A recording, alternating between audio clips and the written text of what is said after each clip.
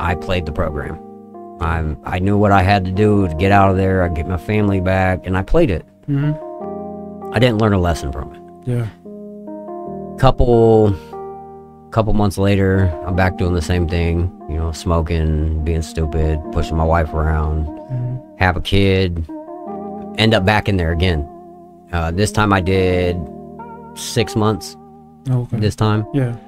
Go ye into all the world and preach the gospel to every creature. Repentance and forgiveness of sins should be preached in his name to all nations. Let us ask God to strangely warm our hearts and set our souls on fire until we have a burning passion for the souls of men. Go therefore and make disciples of all nations. Hey folks, this is Thaddeus on the Bless the Mic podcast, which is hosted here at the Flagler Voice podcast studio. Again, the Bless the Mic podcast is for Christians to come out and give their testimony, and in turn, hopefully, it'll impact somebody's life, maybe get them to a saving knowledge of Jesus Christ as we, plant the seeds and God waters and all that. So, Christians out there, make sure you guys come out here to be on this show. It's completely free. We want to help to fulfill the Great Commission. I have a special guest here today. It's Patrick. Patrick, how you doing, brother? I'm doing good. How are you? I am golden. It's a lovely day. It's always a lovely day. Even when it's raining outside, it's always lovely because we are here on this, on this episode. But we have another day to make impact here in this world. God-given day. That's right. Yeah. So we want to talk about your story today. So where did we start in your story? Well, we start with the Lord. Yeah. That's why I'm here today. Yeah. Honestly, it's been a rough road up to leading to this point. But I believe in yesterday's gone. Today is what we have. We live in the eternal now. Tomorrow's not granted to us. So I'm just thankful to be here. First and foremost, I give all praise and glory to the Lord. The story is that as a young boy, actually in the womb, my mom was told that she had cancer, and they wanted her to abort me. Oh, wow. So at a young age, the enemy was attacking me. I was immediately under this assumption that I wouldn't live. Thankfully, my mom, she saw the value in me. And at that time, she wasn't a Christian. She didn't have that background. Yeah. She went to church a little bit, but she never really sold out for the Lord. She never really. I got to ask a question. I have to interject. So did they think that because of cancer that her body wouldn't be able to heal her or whatever while taking full term? Taking you full term? I know basic about it. We don't really get into detail.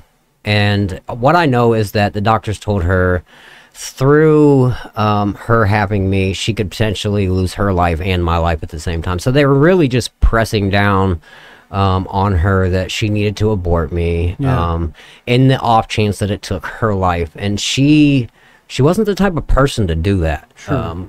She already had one boy, my brother Adam. We were born same day, same minute, 3 years apart. Whoa. So he got a birthday present he didn't want. Because wait. So I was thinking, okay, twins, but no, that would make sense. But no. Tell me this again. Say that again. So we were born 3 years apart, same day, same minute. So he was born in 1986, May 11th. I was born in 1989, May 11th.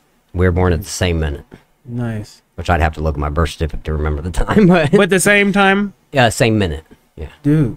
It's interesting. That is interesting. It's almost like God showed that you guys were going to do something interesting with your life. Yeah, and honestly, we've never really had a great relationship. It's been my fault. Yeah. My brother's a great guy. He's owned businesses. He has amazing kids. It's just I failed to value those relationships with all of my siblings up to this point, and I'll explain why here in a little bit. But it was like a meeting point for the both of us, our birthdays. So we shared birthdays. So growing up, we shared a dad, him and I, and my dad and my mom got divorced, and my mom married my stepfather, which is my dad. Yeah. And my my my dad married my stepmom. They had kids, and my mom and my stepdad had kids. Yeah. So my brother and I, we just share the same parent. And we have had a rough road. We've not seen eye to eye. I've always felt like I had to follow in his footsteps.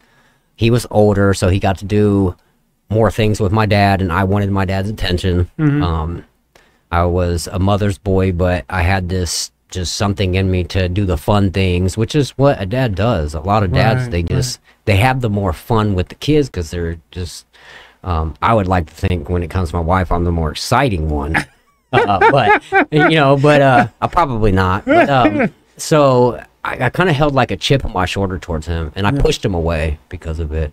Today I'm trying to rekindle that relationship, but we're getting old, and it's a little bit harder once you're kind of set in your ways. So yeah.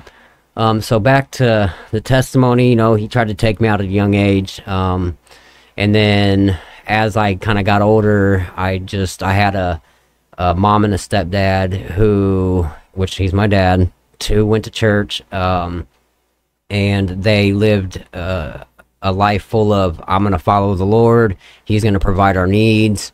You guys are going to go to church. You're going to walk with the Lord, because the Bible says that if you train a kid in the way he should go, when he's older, he'll never leave. Dude, I was just thinking that. Yeah. So, and it took 35 years for me to understand that. And I'm thankful that I finally understand it. I'd rather understand it now than at 70 years old and it'd be the end of my life. Right.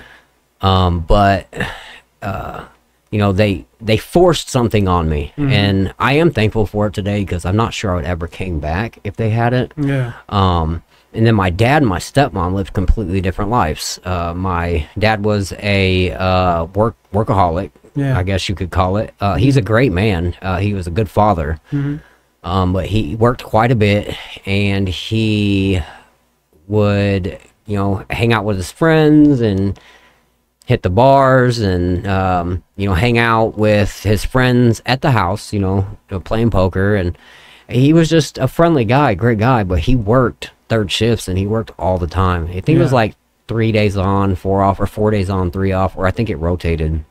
So he'd sleep pretty much until he went to work, because I didn't get much time with him. And he had money. He had the things that he wanted. He bought a house, and they just, to me, in the natural, and seeing it through my natural eyes, I thought that was just the way to go. Right. And I'm not blaming the way I've lived on him. And then on the flip side, my mom and my stepdad, they struggled. And I saw that, and I'm like, why would I serve a Lord that they claim is so good? However, they struggle like they do. I understand now. It's in our struggle, it's in our weakness that He's made strong. Yeah. And I think the most valuable thing that I've been given from them is my faith. They showed me how to be persistent today. Yeah, it seems like we have a common, kind of similar upbringing, in the sense like that we didn't necessarily want to be surrounded by Christianity and such. But being in kind of a strict, maybe, situation could cause a kid to rebel a little bit from it. Is that somewhat accurate? Yeah. Yeah. But at the same time, like I said, they did the best that they knew how, and I'm thankful for it.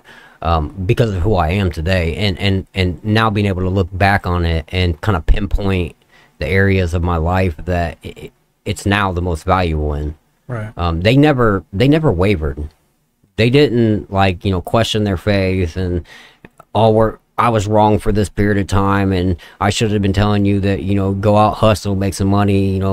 I was told if a man doesn't work, he doesn't eat. Right. And so what I did was I hustled.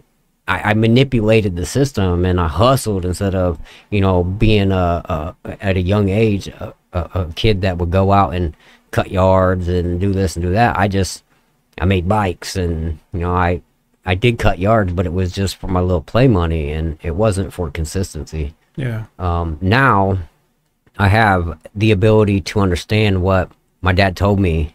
And there was a time in my life where I was in and out of jails and in and out of the system and in and out of halfway houses, drug use, fighting, just being dumb. Yeah, where did that start though? Oh, so at 15 it started. Okay, yeah. There was a gun threat at my school. I was part of the gun threat. I talked about it on the bus. They searched my locker. They had an opportunity to, my parents could have took me home. Not my mom and my stepdad, but I was living with my real father and his wife. I had an opportunity to go home with them, which really, it probably would have changed the outcome, or to spend some time in juvie. And that's really where it started with me. And I went in there and I kicked it with the homies, and played cards. And it didn't teach me a lesson at all. It actually set me off worse. So did your parents have the choice of which direction you could go, or? Yeah, so they left it up to them. Just at the school though, if court would have been a little bit different, they actually ended up dropping the charges. Okay. I had the ability to face my accusers, and there was nobody to accuse me at that point. That reminds me of the story from the Bible, the woman that was found in adultery or whatever, and go forth and sin no more, But for the people out there that's not understanding what we're talking about, there was a lady that was caught in sin, essentially, and the town people, some of them, drug her forward to stone her, to kill her. And they asked Jesus what they should do, and Jesus, in his way, he basically told them that the person without sin should cast the first stone, and so no one could do it, and so they all went away. But that seems like a perfect situation there. Yeah, it is. And there's just been reoccurring events in my life where the Lord has showed me favor more times than I can count, and it allowed me to now the ability to get down on my knees. It's a different type of surrender today. But, I've had to surrender myself to the authorities most of my life. Just bad behavior, misunderstandings, drug addiction. By the authorities? Are you talking about the police? That, but also, halfway houses, programs that are for specifically for addiction. I went to a program called SOS Ministries, that's Servants of the Streets in Elkhart, Indiana. They helped me out a lot. They instilled a lot of structure into me, and pretty much we had to ask for a drink. Oh wow. We couldn't just go get a drink. We couldn't use the bathroom without asking. Oh wow. It taught structure. And when did that start? Because so we're at 15. You go to juvenile for how long? I was there for a while. I was there till I was almost 16 or 17. But then I was in and out of. Even then, I got out from there and I went back to my mom, my stepdad's, and I stole over $1,000 out of somebody. One of my friend's dads. He ran Amish. And so they just keep cash. Amish doesn't do credit cards and all that, or debit cards. And I took a bunch of money. I'm pretty sure it's more than 1,000. So I ended up back on probation. And I ended up probation on the I ended up on probation for the other charge. But it was I had to do community service, and it was a parental probation thing.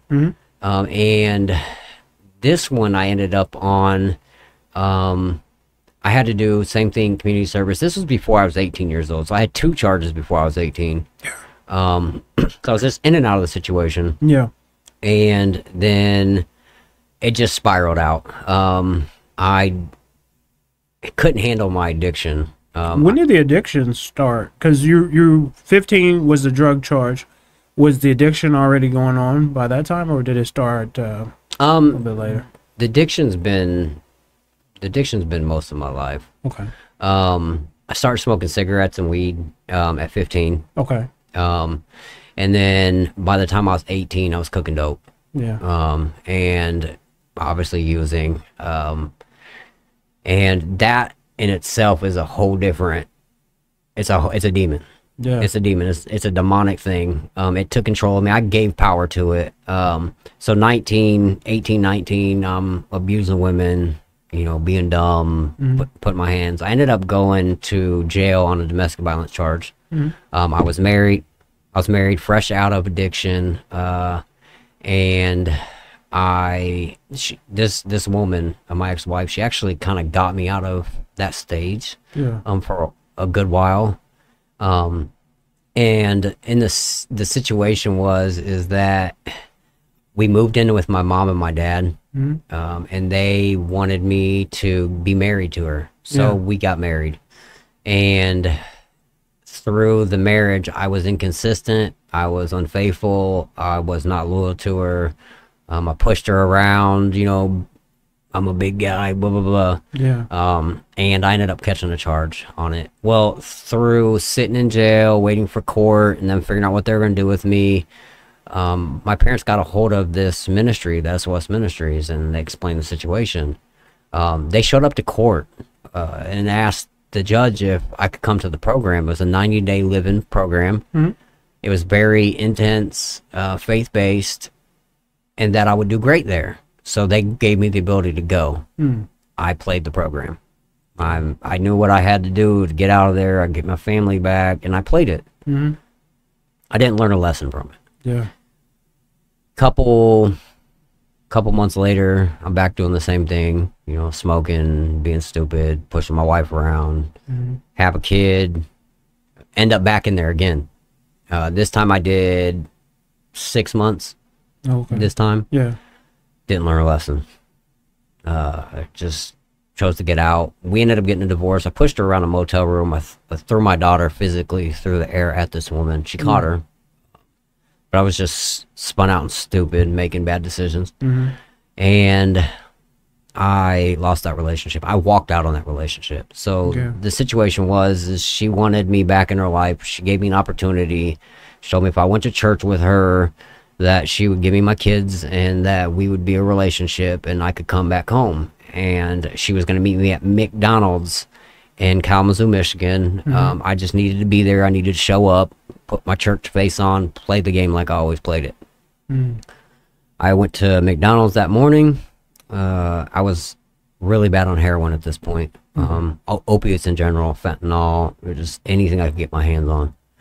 And 20 minutes until she gets there and my plug walks in and he's like, hey man, I got a taste tester for you, got some new product. And I couldn't say no. And I took it from him and I ran in the bathroom and I passed out in the bathroom.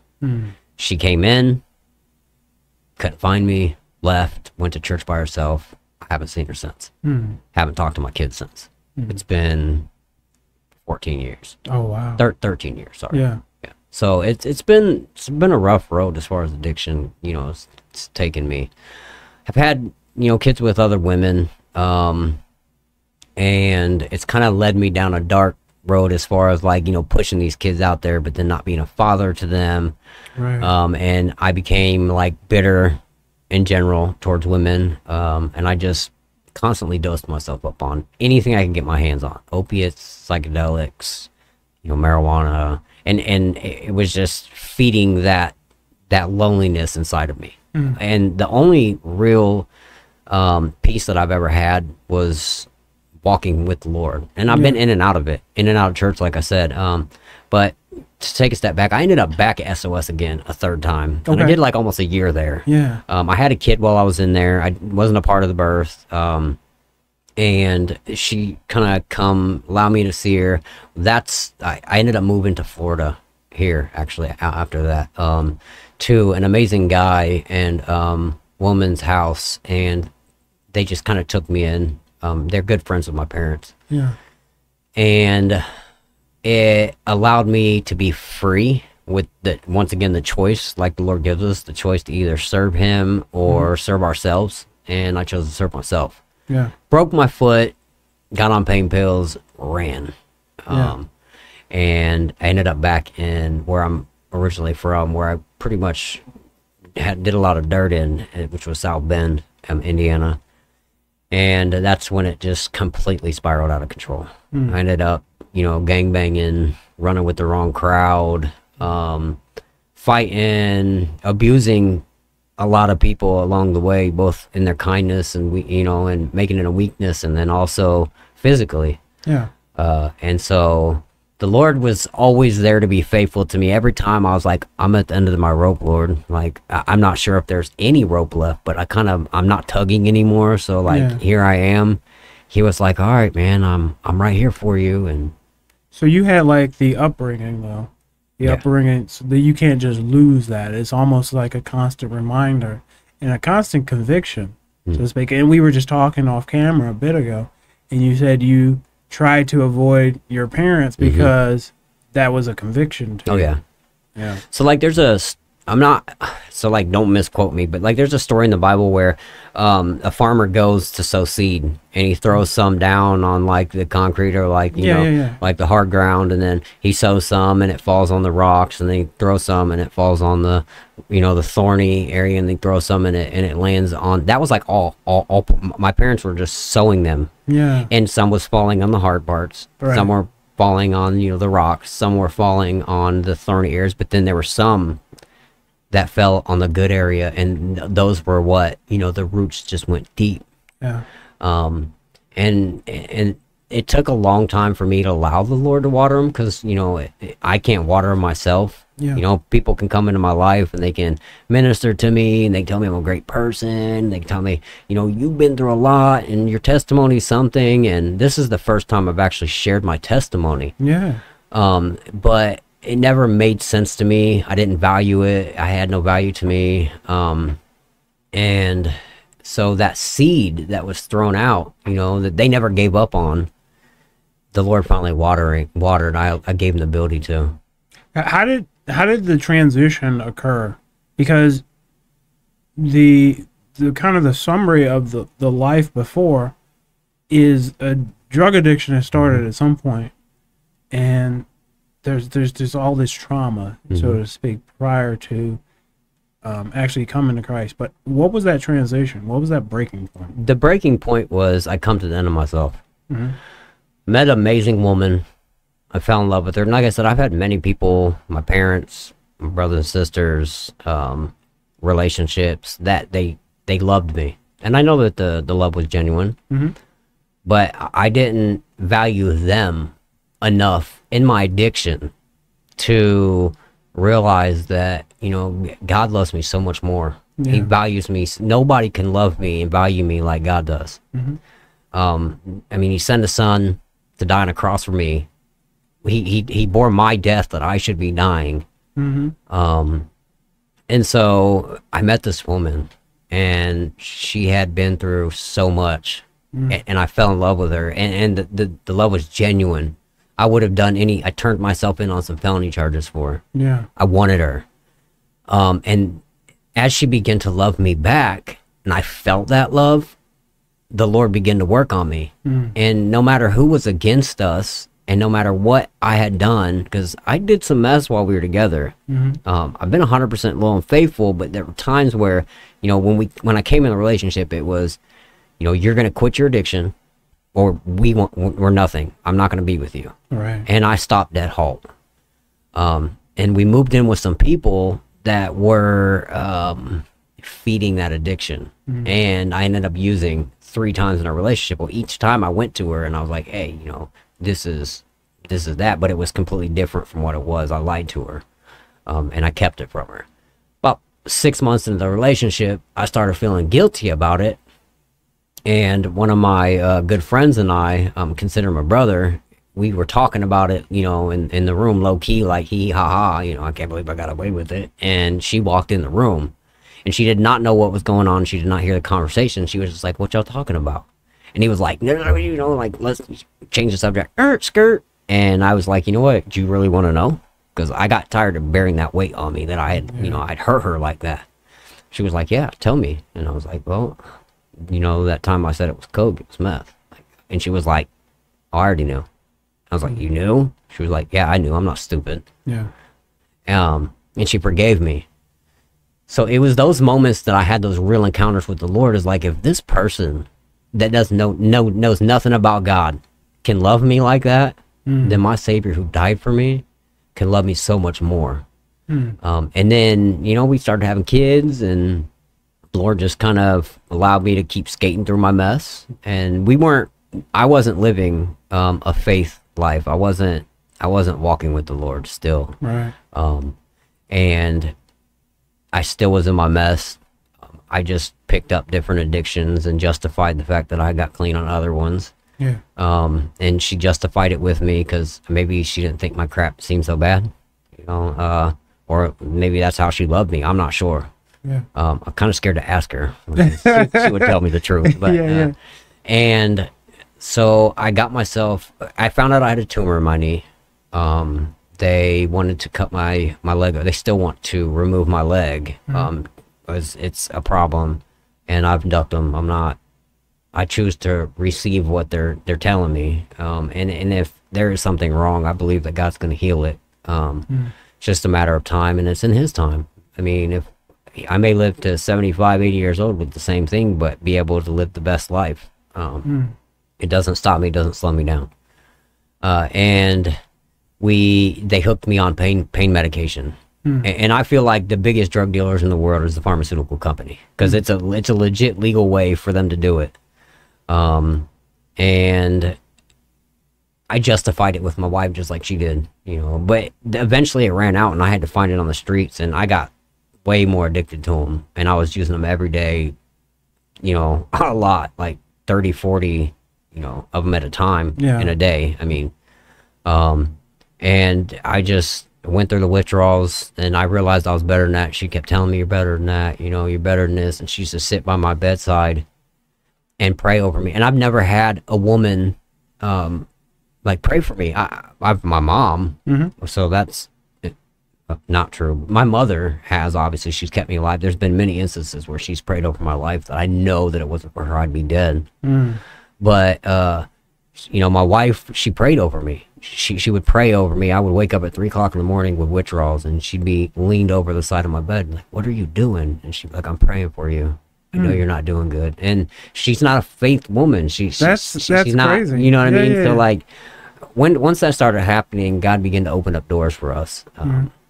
And He just began to kind of minister to the both of us. And we have our daily challenges. I think that, you know, Paul says that, you know, he rejoices in his sufferings. Yeah. You know what I mean? And, like, that's really where I'm at today. Like, I wake up in pain, and I might be a little grouchy or whatever. But, like, I thank you, Lord, because I get to go through it. Yeah. You know, you have me alive for a purpose, and it's your purpose. You know, we're called according to His purpose. Yeah. And He gives me the strength that I need every day. So it's like a constant reminder, though, having that pain, instead of going out there to find some way to diminish that pain, you have that constant reminder that you need to trust in God to keep you focused. It's like Apostle Paul said, this thorn on my side. Yeah. Like, I got this thorn, Lord. Like, the devil comes to buffer it. But it reminds me that I'm alive. It reminds me of the things that I was not once thankful for that I now can be thankful for. The relationships with Him, with my parents, with my wife, with my kids, with my brothers and sisters. Eventually, the healthy friends that I have, the healthy relationships. And then also that when the doctor were trying to tell my mom, 35 years ago, that I wouldn't make it, that, you know, the Lord protected me. And all of it's led up to something. So, dude, that's a great story. Story that you lived through. And obviously, anytime someone has such a story as that, it's always amazing that they're still alive. Right. You know, it's the grace of God. It is. For the people out there, because I was thinking this earlier, what message do you have to people out there when they're trying to plant those seeds, and it took you such a long time to actually come to a saving knowledge of Jesus? What message do you have to those people who are planting those seeds, but they're not seeing anything? Well, our time is not God's time. Yeah. You know what I mean? And so, like, all we got to do is just be faithful. My parents were faithful to do it. And I know today that, and I'm here because of them. Not necessarily alive, because I'm alive because of the Lord, but I'm here in Florida now because of my parents and their loyalty to what the Lord says. Yeah. I would just say, keep planting them. Some are going to be wasted. That's not your decision up to what's wasted and what's not. Your job is just to throw the seed, to be that hope for somebody. It could be a kind word. You know, I'm rough looking dude, but I can open up a door for an elderly woman that's probably very judgmental of me and change her whole mindset. Yeah. She'll be like, thank you, young man. And I'll be like, God bless you. You know, yes, ma'am. Yes, sir. No, ma'am. No, sir. And it throws people off. And those seeds, those seeds, what happened was is it was planted, the roots grew down. It took some time for the roots to go down, and then the tree popped up. And we're like trees planted beside water. Yeah. You know what I mean? And they just kept planting them. And no matter how much I was ignorant and I was like, you know, screw you guys, you don't know what you're talking about, they didn't care because it was between them and the Lord. Yeah. I could sow 1,000 seed in a day with one word. And I can also sow negative seeds in a day with one word. Right. And they're both, some are going to be, you know, bounce off because the ground's hard. Yeah. Some are going to hit the rock, you know, and not, you know, be able to have any type of fruit because it's just going to wither away. You know, some are going to hit the thorns where it suffocates it, but then there might be those couple seeds. And it's just a couple seeds is all it takes. He says with the faith the size of a mustard seed. Yeah. That we can say to these mountains, be thee cast into the sea. And they have to obey. Right. And that's the power. That's really interesting parallel though too, because those are seeds. So if you think of it like those mustard seeds, if you're planting even just the mustard seeds in somebody's life, and those mustard seeds can cast out essentially the mountains of sin and whatever type of infirmity or whatever they're being plagued with, addiction. I never thought of that verse kind of in that context. Yeah, well, and really it's seen it with my dad, my stepdad, which my real father's passed away. Yeah. I love the man. I didn't get the chance to be a great son to him. I still bear that. It's one of the things I've pinned to the cross. But my dad, my stepdad, he is a man of faith, and I follow after him. He is a great guy. I truly believe that he hears from the Lord, and I know he's walking for him. So I kind of mimic him a little bit. If it's working for him, and that's just the relationship that him and the Lord have, I gotta have that. I got to. And he's a faith man. He'd be like, I don't know how it's gonna work, but God's got it. And then like it'll work out, and I'm like, dude, can I get some of that? You know what I mean? That's that seed. That's that little seed, because it doesn't have to be a big seed where it's like, whoa, look at this. It's just gotta make sense, and it makes sense to him. Yeah, I love that. I love, you know, obviously he has a bunch of experience, and I feel like experience is the best teacher in life, right? And the same is true with your faith. If you've gone through a lot, if you can remember, and I think that's the real problem when it comes to faith, if you can remember what you've been brought out of, like reading the Old Testament, the children of Israel, they always came to a new problem. It's like they forgot what was previously done for them. But if you can remember, then that mountain, that new mountain, it's nothing. Yeah, it's like the promised land. Yeah. There's giants in the land. And, you know, up to that point, it's been like, we're not going to invade it because we're going to get beat. No matter how many people we have, we can't overtake this city that God promised us. And Caleb was like, you know, look, man, I'm telling you right now, we can invade there and we will win. And they ended up going in, and they ended up taking over the promised land. And that city that was promised them, the land of milk and honey, the land of promise, became theirs. And that's just where I'm at with it, is nothing's impossible for God. Nope. You know, there's this movie, it's called Facing the Giants. And it's about this football team and, you know, this coach who can't get his wife pregnant, and they're having some fertility problems, and the wife keeps asking the husband, what's impossible for God? And that's just where I'm at. Like, what's impossible for him? Yeah. That's beautiful. I love that. Folks out there, man, this has been a great episode of Blessed and Mike. All the episodes are great. Yes. Just to have the opportunity to get somebody in the studio to share their faith and to impact somebody else's life, because this medium, that we'll say, this medium, the studio and using the internet, because there's a lot of bad stuff on the internet. Well, cool. We can also use that internet to put out a lot of good stuff, put out seeds into people's lives, and hopefully eventually those seeds will grow through the power and work of God. So Christians, remember, this is a space for you to come in here for free to share your testimony, because your specific story is going to touch someone's life out there. And maybe you'll see that person in heaven because of it. So, but again, man, it's been great having you in here on Bless the Mic. And just encourage anybody else, there's Christian out there, to come in here. I love to get more of these episodes out there to really impact this community and hopefully the world. That's right. So, but hey folks, this has been Thaddeus and Patrick on Bless the Mic, which is hosted here at the Flagler Voice Podcast Studio. Again, this is your space. I always say this is your space to come in here, shout out your ideas, shout out your business. Maybe you're a political candidate that wants to reach out directly to your constituents. We can make that happen. We have live call-in features. And one thing that I don't say enough, we actually take sponsorships for different shows. We'd love to get this specific show sponsored. What that would look like, say a church or anything wants to sponsor this specific show, we shout out your organization a couple of times, say some of the highlights as it relates to your specific organization, and I go from there.